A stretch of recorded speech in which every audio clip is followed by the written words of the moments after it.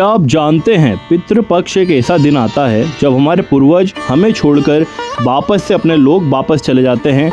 और इस साल वो दिन 21 सितंबर 2025 को आ रहा है। लेकिन अगर उस दिन से पहले आपने खास उपाय कर लिए तो माना जाता है कि माँ लक्ष्मी खुद आपके घर चलकर आती है। आज मैं आपको बताने वाला हूँ पितृपक्ष 2025 के समापन से पहले करने योग्य 7 अद्भुत और सरल उपाय। नमस्कार दोस्तों, मैं हूं आपका कोच अभिजीत उपाध्याय। अगर आप भी चाहते हैं कि आपके घर पर सदैव सुख समृद्धि बनी रहे और पितरों का आशीर्वाद कभी भी कम ना हो तो इस वीडियो को ध्यान से अंत तक जरूर देखिएगा। और हाँ, चैनल को सब्सक्राइब करना बिल्कुल मत भूलिएगा। पितृपक्ष हमारे हिंदू धर्म की वो अवधि होती है जिसमें हम अपने पूर्वजों को याद करते हैं, उनके लिए श्राद्ध, दर्पण और दान करते हैं। शास्त्रों में कहा गया है श्राद्ध से हमारे पितृ जो है तृप्त हो जाते हैं और परिवार में शांति और समृद्धि आती है। इस साल पितृपक्ष का समापन, जिसे हम सर्वपित अमावस्या भी कहते हैं, वो 21 सितंबर 2025 को पड़ने वाली है। इसी दिन सभी पितरों को श्राद्ध किया जाता है, खासकर उनका जिनकी मृत्यु तिथि ज्ञात नहीं हो।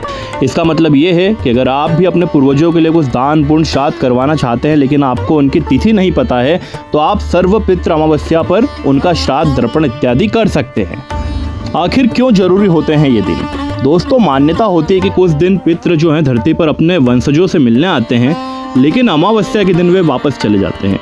इसलिए अगर हम इस अवधि में सही श्रद्धा और नियमों से उपाय करें तो न केवल पितृ की आत्मा को शांति मिलती है बल्कि घर में धन, सुख और तरक्की भी आती है। कुछ बातें जिस पे हमें जरूर ध्यान देना चाहिए। इस साल पितृपक्ष के अंत में सूर्य ग्रहण भी लगेगा।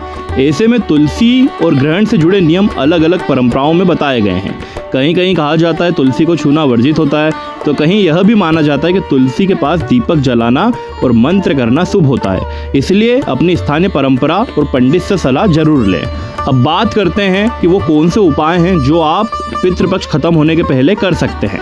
सबसे पहला है दर्पण और पिंडदान। नदी या घर पर पूर्वजों को जल अर्पित करें, इससे उनकी आत्माओं को शांति मिलती है। सही समय का पालन करें।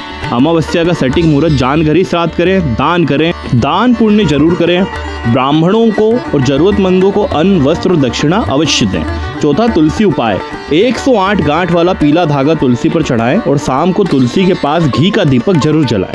पांचवा, लोक मान्यताओं के अनुसार अलग अलग राशि वाले लोग अलग सामग्री का दान करें, जैसे मेष राशि वाले लाल वस्त्र या फल का दान। छठा, पाठ और मंत्र। तुलसी चालीसा या पितृ स्तोत्र का पाठ अवश्य करें। सातवां, सबसे इम्पोर्टेंट, परिवार में मेल जोल। अगर कोई पुराना झगड़ा है या विवाद है तो उसे समाप्त करें, यही सच्चा श्राद्ध होता है।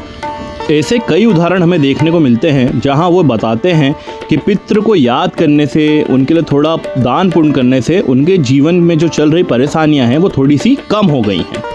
दोस्तों, पितृपक्ष सिर्फ कर्मकांड नहीं है, ये हमारे पूर्वजों के प्रति जिम्मेदारी है और एक एहसास जगाता है। इस बार 21 सितंबर से पहले आप इनमें से कौन सा उपाय करने वाले हैं कमेंट में जरूर लिखें। वीडियो को लाइक और शेयर करें ताकि ज़्यादा लोग पितरों का आशीर्वाद पा सकें। मिलते हैं अगले वीडियो में। धन्यवाद।